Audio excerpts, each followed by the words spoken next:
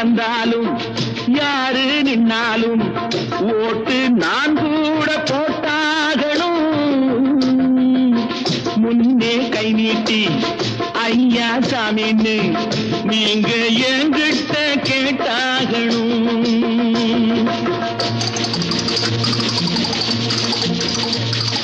Black చేసి నోళ్ళు డబ్బు దాచుకుంటారు. కాంత బిచ్చమెయ్యమంటే మూతి ముడుచుకుంటారు.